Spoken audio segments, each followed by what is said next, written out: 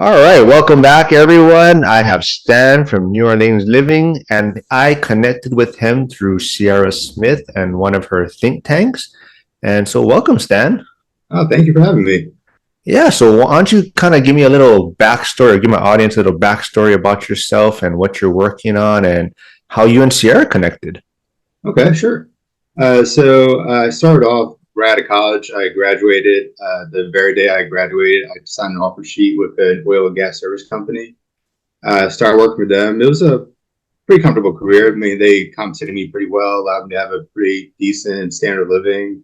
But at no point I was just like so focused on the job. I wasn't really building anything for myself. I was investing in things like index funds, my 401k.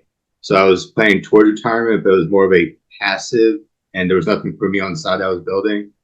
Eventually, I decided that I wanted to start creating something for myself instead of just focusing on my work.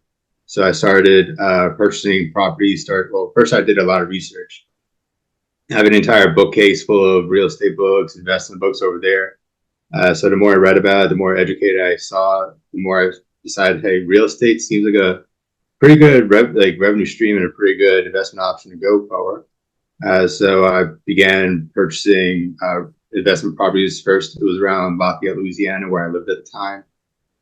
Once I got a good grasp of running real estate over there, running a rental over there, I took the next step, which is I wanted to have a short-term rental or Airbnb model over in New Orleans. I was driving to New Orleans a couple times a year back then. I just enjoyed the city immensely. So started looking for properties in New Orleans, found one that checked every single box I could possibly want. So I moved over to New Orleans, moved in, it was a fourplex. So started doing a combination of house hacking, rented two of the units long term and turned the fourth unit to Airbnb. And that's essentially where I'm at right now. I started a little bit into the pandemic. I started really reading about real estate investing the couple months prior to the pandemic starting, and the pandemic hit, and that's why I kind of dove into real estate. So that was probably 2022, I believe, or 2021. So I'm about 2 or 3 years into it so far. Cool. So what attracted you to real estate, though? Do you have any like family members or ties to real estate investors? Like, what got you started in real estate? My mom was a real estate agent, but I never really talked with her growing up about it. That was always her business that she had on the side. Oh, not on the side, but that was her main work for a while. I didn't really start talking with her about real estate until I took the jump and started investing myself.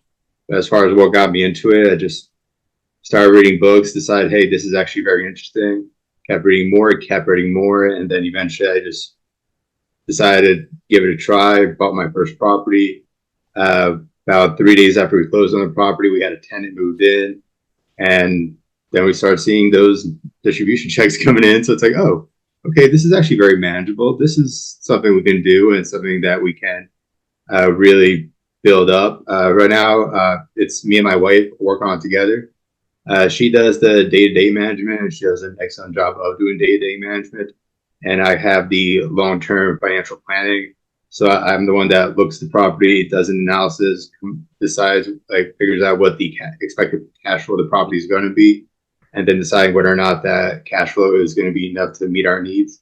And then once the property is secured, I help with the marketing, but in terms of tenant relations, she's the one that handles the day-to-day tenant relations. So, do you think the books you were reading prepared you well for this journey, or do you think doing it, you're actually learning a lot more? Doing it like without question. It's one of those Yeah. things where the books, like I would never advise anyone to just jump in without reading the books. Like the books were very, very important, very, very crucial. But I view it as okay, the books they give you a nice solid foundation to kind of boost yourself up. But once you actually start doing it, you learn substantially more as you are doing yourself. Because now you have like everything is on the line. Now it's your money is on the line, your property's on the line. So now you're very motivated to learn as much as you can and make sure everything's done correctly. But yeah, the books were very, very important as well as the podcast, as well as the forums, as well as YouTube videos. Yeah, I think the one thing people kind of get wrong is you said they read the books, they get prepared, and now, they acquire the property, but then now what comes after that is a whole different aspect of real estate, being a landlord, dealing with tenants, or even just the bookkeeping side of it. Oh, absolutely. There's the like theoretical thing. You read the book, and under ideal circumstances, here's how this should be working. Tenant moves in, the pay shows up at the beginning of the month. You never hear from them again, and the pay just keeps coming in. And that's not reality. Like that is absolutely not reality.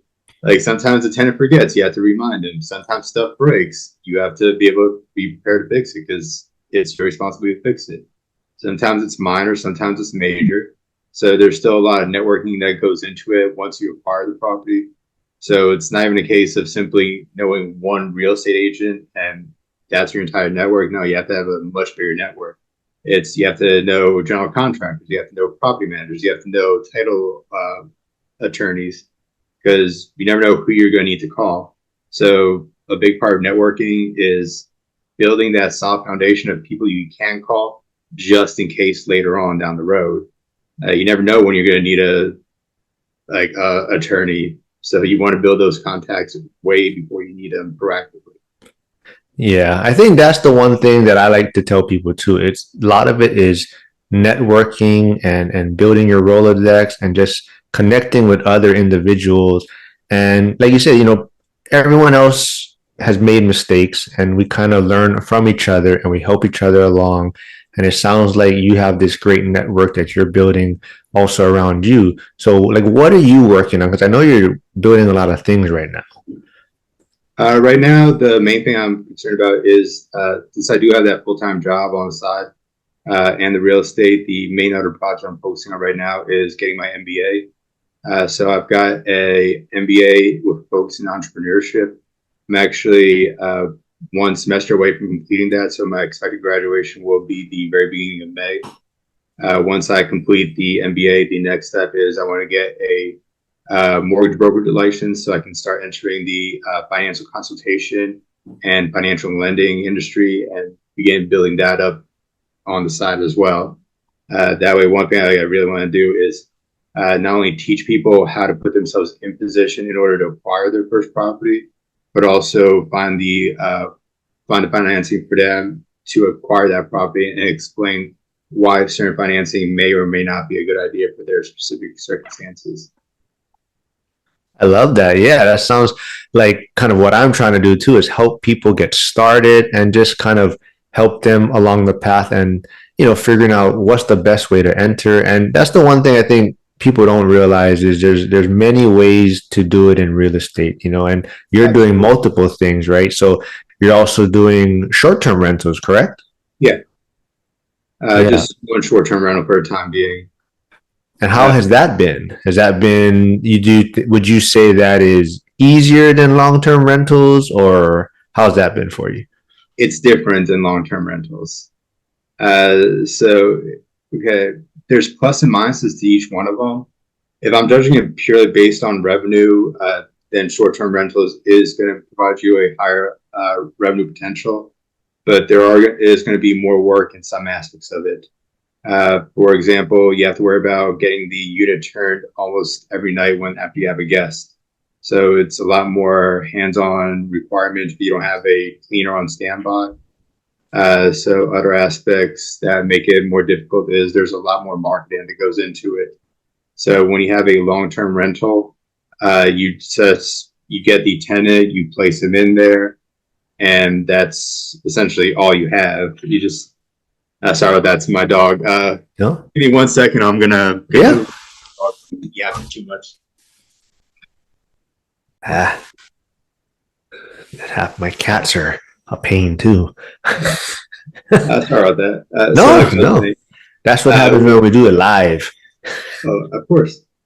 So for long-term rentals, you place your property on, say, Zillow, Farms.com, and that's essentially all the marketing you have to do. You just have to get someone in there, and that's really it. Short-term marketing, you have to be a lot more creative. You're trying to get multiple people in on a constant basis to keep occupancy up. especially if you have a saturated market like New Orleans is right now. There's a lot of Airbnbs here, so you have to really stand out from the pack in order to get people attracted to your specific property. Yeah, so I'm managing about 7 Airbnbs also in Waikiki, and I totally agree. It's a whole different mindset. You know, you are more of a host, and from one standpoint, right, it's easier, right? Like you don't really have to go. I mean, yeah, you're marketing, but you're not really seeking out tenants. They kind of come to you or come to your landing page or come to your booking page. Where long-term tenants is like you have to list it and now you're vetting these people or checking their backgrounds, where a lot of times the Airbnb, you know, a lot of these guests are already coming to you, but now you have to accommodate them for a lot of their needs. So it's a little bit of a different mindset, but I have fun doing it. It's definitely I'll say here. um yeah, it is a lot more work, but definitely the returns are a lot greater. um so as far as that, I mean, why did you dabble in Arabic? Was there, you just were interested in it, or you just saw the greater returns? I was definitely a greater returns, and it's a way to really build up a business on the side. Uh, One of the things that we always focused on when we were buying long-term rentals in Lafayette was location. So one of the strategies that we used when we decided on our first property in Lafayette, we knew that there was two specific neighborhoods that were very high end and attracted many people in those neighborhoods. One was kind of more on the southern side of Lafayette. One was more on the northern side. But the way they were essentially expanding towards one another. And we started looking for properties that were right in between the two in the path of expansion. So we started like because we knew that if this property keeps like if this neighborhood keeps expanding up, this neighborhood keeps expanding down by the property middle, eventually the neighborhoods are going to converge. So because there's no other area for them to build, so we're trying to build in the path of progress. For our short-term rental, we came out with a set mentality where we were we emphasized the location far more than we emphasized the house itself. So we knew that we wanted to go, okay, where do the tourists want to go? Typically, they want to go to French Quarter, but Airbnbs are legal in the French Quarter. They're trying to preserve the character of the neighborhood. So then we went with other options. Okay, if we can't do it in the French Quarter, what other neighborhoods offer amenities that people actually enjoy? We decided on a section of New Orleans called Uptown. It's not very far from the French Quarter. It's less than a 10-minute drive, simply up the main road. But Uptown, there's also walking tours through Uptown. There's a lot of tour groups that show people the architecture of Uptown. Uh, I'm not sure if you're too familiar with the area, but the main road leading from French Quarter to Uptown is called St. Charles. St. Charles is known for being lined with these gorgeous Victorian houses, just these giant mansions. So it attracts a lot of people to that section of New Orleans. So we found a property that was in that neighborhood. At the same time, we wanted to make sure that people have very easy access back to the French Quarter, since the French Quarter is still what most people come to New Orleans for. So we made sure we found a property that was 1 block away from the public transport that goes between Uptown and the French Quarter. So we offer them multiple ways of enjoying their trip while providing them a very nice area to stay for their trip. So it sounds like you're very entrenched in kind of the surroundings and neighborhood. Like, would people be able to reach out to you directly if they wanted to travel there and get more information about your short-term rental and kind of Absolutely. yeah, so where would they find you for that? New Orleans Living would be a good place. The Instagram would be a good place to reach out to me directly with any questions you have about New Orleans. I also try to post events that are going on in the city at the time. We also are self-managing. Like my wife's the one that does the self-managing of the Airbnb and tenant relation as well. But we are very active on our Airbnb platform. So if we have an inquiry, we have guests asking us questions. We're very proactive about quickly getting them a response. So I'll be happy to provide you the Airbnb listing as well. So we really want to make sure that all our guests have a very high end experience when they visit. Like when they're here, we make sure that we provide them with local treats like pecan pralines, king cake, local coffee, like anything we can do to really emphasize their experience. If we know they're here for a birthday, we set up a birthday cake and balloons. If we know they're here for graduation, we have graduation cake. So we're trying to make sure they have as memorable experience as possible, so they really have so that they really feel like we want them here. We want them to enjoy this amazing city, and I truly believe that this is one of the best cities in the country we possibly live in. The vibe is amazing. The culture is amazing. The events are phenomenal. We're in the middle of Mardi Gras right now. The next parade is scheduled for 3 hours from right now, and it's going to be two major parades happening back to back tonight. And that's one of the key things that our Airbnb offers. It's like I was saying before, you can't top location. Location is absolutely important for any kind of real estate acquisition. So for the Mardi Gras parades, the parades in our area of town, they start on one main street called Napoleon, and then they make a right onto St. Charles, and they take St. Charles all the way down to the French Quarter and Bourbon Street. So that corner of St. Charles and Napoleon, that's like the hot spot for the Uptown parades. That's where everyone wants to go. That's where everyone congregates. That's where the crowds are, but that's also where all the parades are. And our Airbnb is 1 block from that location. So if our guests are there, they can hear the parades coming. They can practically see it from their porch. So that's why we were able to maintain our occupancy while other hosts are kind of struggling right now in New Orleans because of market saturation. Because we were very selective of the location we picked, we're able to have a lot of people come to our property due to its location. You're making me want to travel right now. I want to go visit. But so, you're talking about, you think it's a great city. A lot of times other things they're considering is maybe the cost of living or price of homes, or even for Hawaii, there's a lot of regulations on Airbnb. So how is that in your city? There's right now there's current pending litigation. So the short-term rental market in New Orleans right now is in flux. Back in 2009, they passed a certain set of ordinances that they upheld, which required getting a homestead exemption on the property. So it was a way to make sure that the person that's renting out the home is actually using it as their primary residence as well. The One of the District 5 courts, I believe, they decided that interferes with a interstate commerce clause on federal level. So that wound up going to court. The city decided to pass new litigation. However, that is now being reviewed by a judge. So essentially, at this point, there is no control over Airbnb by the city. They're not able to enforce anything until the judge passes. And we've been waiting week to week now for that to progress one way or another. So that aspect of short-term rentals in New Orleans is very, very high risk at the moment.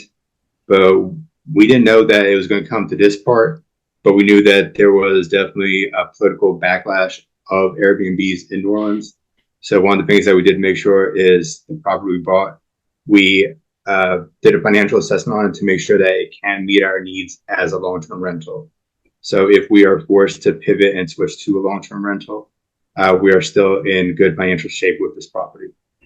Yeah, that was going to be my next question, actually. So very smart. So that's something that, do you think you would have thought about that in the beginning of your journey of having an exit strategy, or is that kind of something with some experience that's something you looked into along the way? That's one of those things that we came up with from the very beginning. We want to make sure we have multiple exit strategies. You never know what's going to happen. So by thinking about exit strategies early and being able to pivot into multiple strategies that are pre-planned, you leave yourself a lot more freedom, a lot more wiggle room, and a lot more avenue to exit in case the market changes or in case something happens. If all you have is a single exit strategy and then something shifts that makes that exit strategy no longer feasible, and you don't have a heck plan at that time, you're not going to be in good shape. Real estate is very, very forgiving as an asset class when you look at the long term, but it can have very dire consequences in the short term if it's not planned out ahead of time. Yeah, I love that. I think that's going to probably be one of the best advice from this episode.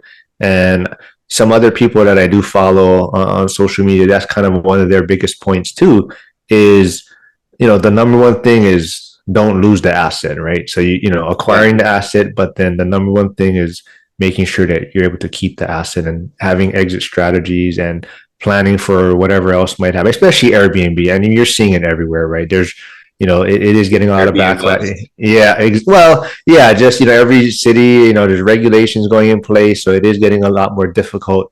But Very. it sounds like you're a couple steps ahead of everything. Like you said, like you're trying to make this a special experience for your guests, and at the same time, you have an exit strategy where if it turns into a long-term rental, you're covered on that aspect of it. Exactly. Yeah.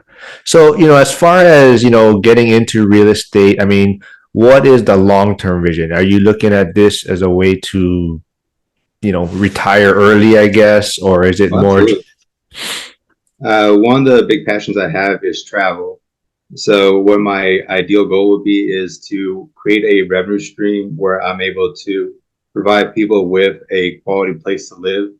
At the same time, I'm hoping that it begins supplementing my normal income, is able to take over my main bills. That's the first goal, is have real estate get to the level where it's able to take care of my day-to-day expenses. And then the only thing I need to worry about is working in order to pay for the next travel trip. And hopefully, even further down the line, eventually the real estate hopefully will also be able to help like pay for the travel as well. Well, we kind of maybe skipped over it real quick, but as far as like cost of living for your city, like would Okay. you say where do you guys kind of fall in that? Would you say you're an expensive area to live or? It's it kind of depends on what you compare it to. Hmm. I mean, if you're comparing it to Los Angeles and New York, then absolutely not.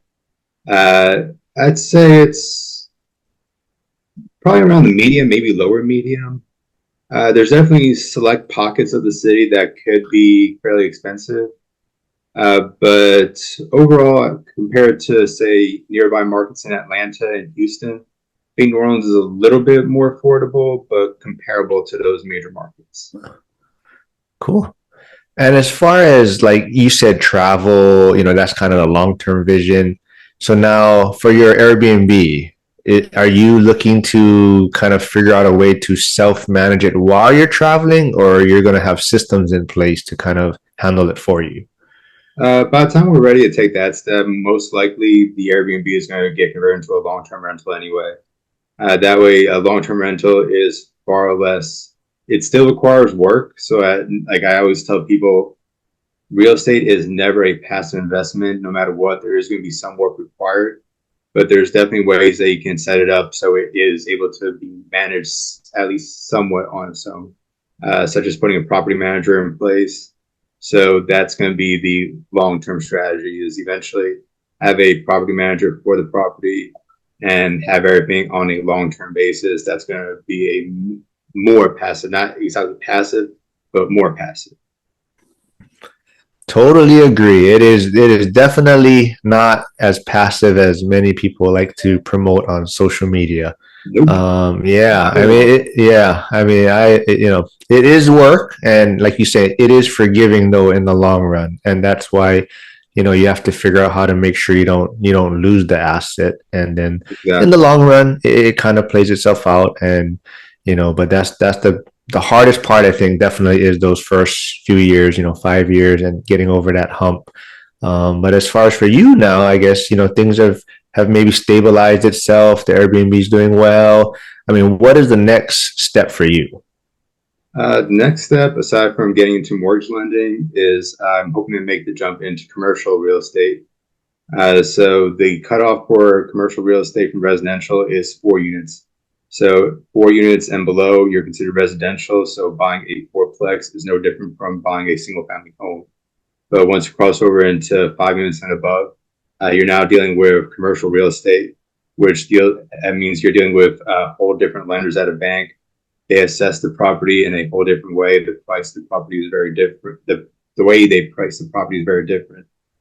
So I'm trying to make the jump into acquiring 10 to 20 unit apartment buildings and begin adding that to my portfolio. Nice. Yeah. I think that's kind of the stepping stone, right? Everyone kind of starts with a single family home and then kind of moves their way up, and that's kind of the ultimate, the end game, right? It kind of more units, maybe less work in a sense where they're all under one roof now. So you kind of consolidate a lot of your expenses and whatnot. Very true. Yeah. So as far as, I also know that maybe you connected with Sierra Smith, who is kind of like my weekly guest. And how has that kind of, like the networking side of things, is that something you've always been your strong suit, or is that kind of new for you? That is very new for me.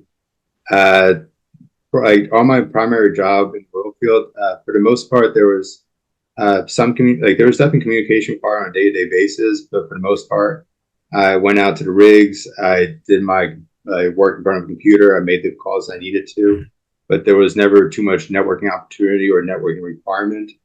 But now that I'm going to real estate, now there's a lot more opportunities, and I'm enjoying the networking aspect of a lot more. Sierra Smith, you mentioned her. I met her at FinCon, which happened to be hosted in New Orleans this last year.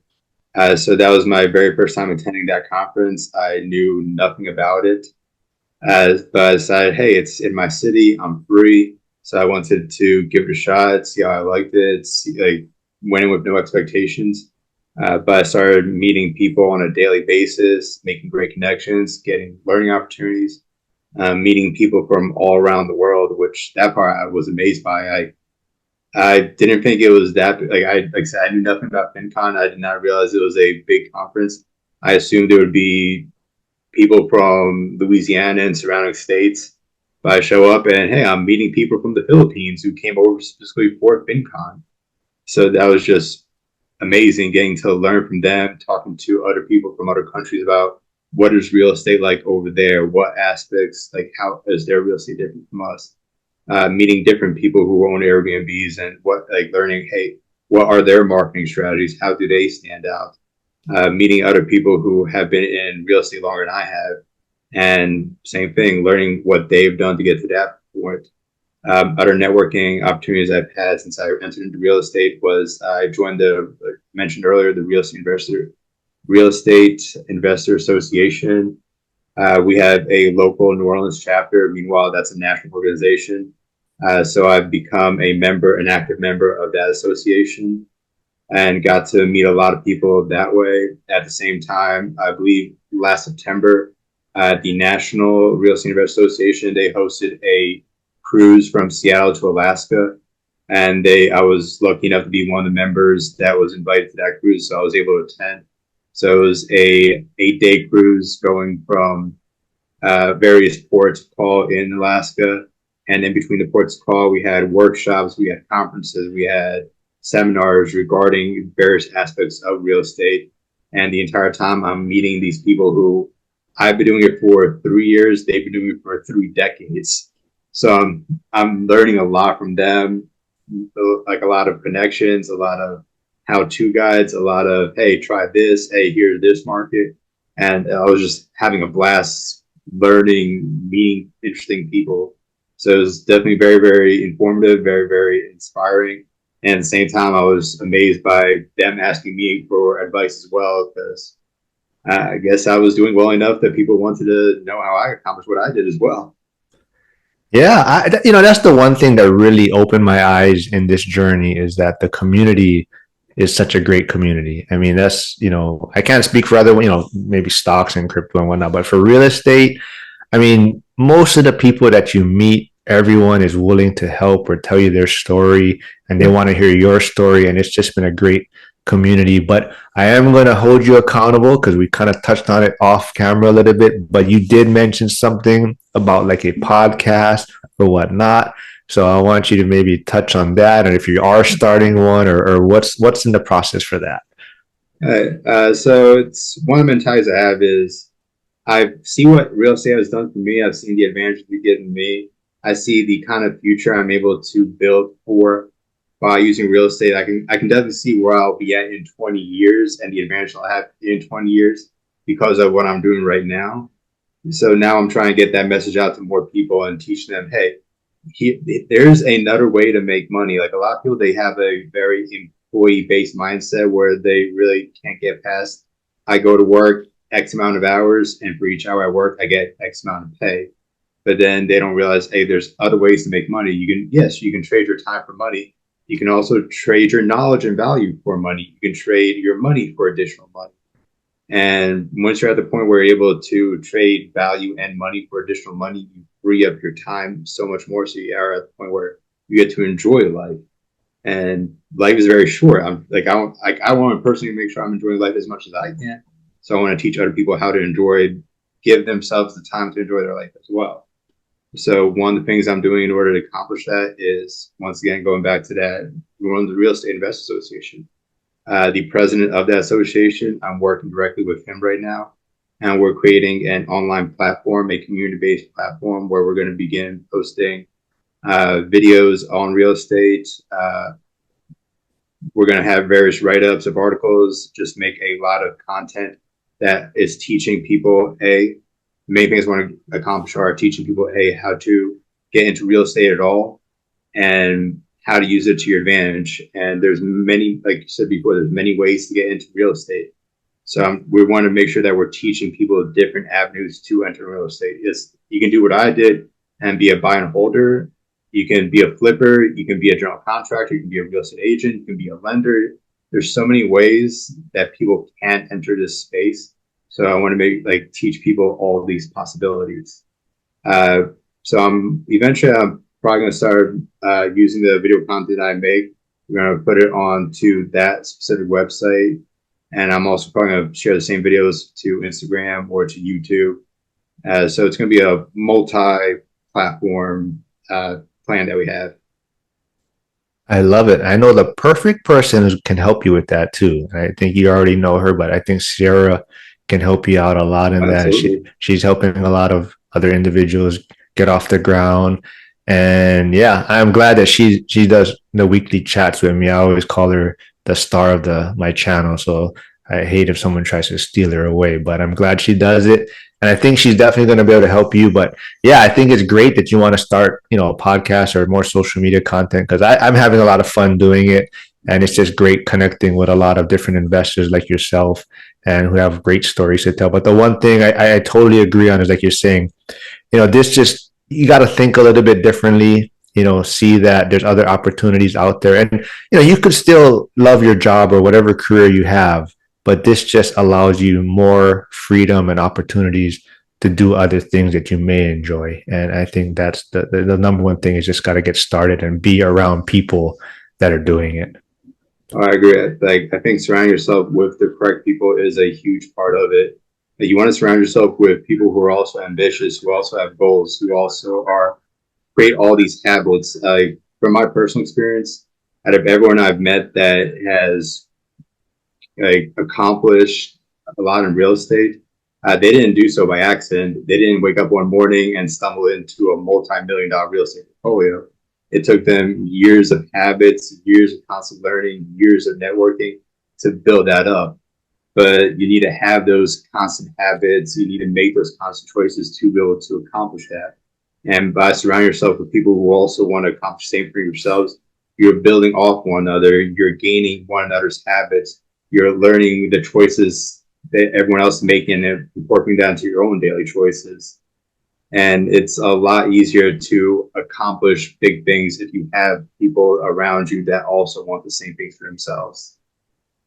Yeah, totally agree. Well, before we wrap things up, earlier you kind of touched on a lot of these books that you may have, read in the beginning of your journey. Is there one that kind of stands out or would be your go-to for someone to get started with? If I'm going with a go-to book, I gotta go with the classic Rich Dad Poor Dad. That one, it's it talks about real estate in there, but it's a very, very basic rundown of real estate. But as far as a mentality and a mentality book goes, or a worldview book, or economic outlook book, it's a great book to teach you a different mindset to shift into that's required for real estate. But once they want to really jump headfirst into real estate directly, I think Brandon Turner created a lot of very good books. I can't remember the names of the books off the top of my head, but they're very like basic titles like uh, property management. Here's how to manage a property. But his general series has just been very, very good. Totally agree. I don't know. I don't know if you. I always talk about it. That's why I don't know if I talked about it during that think tank Sierra's one. But Rich Dad Poor Dad. When I first read it, I it did not make any sense to me. Like I totally was like on the side where this is the dumbest book ever. Like because Hawaii, the property values are so high, and you're kind of raised to think like your home is an asset, and that's how you build wealth. And when I first read Rich Dad Poor Dad, I was just like, this is ridiculous. This book makes no sense. So yeah, if I just started my journey back when I first read it, I mean, things would be a lot different. But I'm glad I read it later on, and I was like, okay, this makes sense now. But yeah, totally agree. It's more of a mindset book. Like you said, it does touch on real estate and whatnot, but it definitely gets you to think a lot differently. And I I think that's the agree. number one thing. So let's wrap things up. But so maybe some selfless promotion time. But once again, where can people find you, or if they want to travel to your Airbnb, where can they connect with you? I've got multiple platforms I try to be active on. I can definitely send all the links so you can use those. I've got two Instagram accounts. One is Stan Ginn's Photos, where I have my personal travels as well as my personal photography. I've got New Orleans Living Instagram account, which is going to be primarily focused on the city of New Orleans and the events there. And that includes my Airbnb link on that Instagram account. I've got the Airbnb listing itself, which we're very active and very responsive on. I have a personal photography. I'm very into landscape photography. So I have a personal website where I showcase all of that, which is ts67photography.com. I also include a travel blog on that same website to give people additional ideas of where to travel to. And I've also have a Facebook page. I'm active on my personal Facebook page. I also have a Facebook page, which is TS67 Real Estate Holdings LLC, where I try to share articles regarding real estate and general real estate knowledge as well. Well, yeah, give me all the links, and I'll put it in the comment section. And I love it, man. Thanks for doing this, and I'm glad we got to connect. And I'll tell Sierra thanks for hooking us up. But it's always fun meeting new investors, and now I have a new place to where I can travel to and take some tips on their Airbnb and whatnot. But we'll do it again, man. Absolutely looking forward to it. I'm available anytime. All right, thanks, man. Have a good one. You too.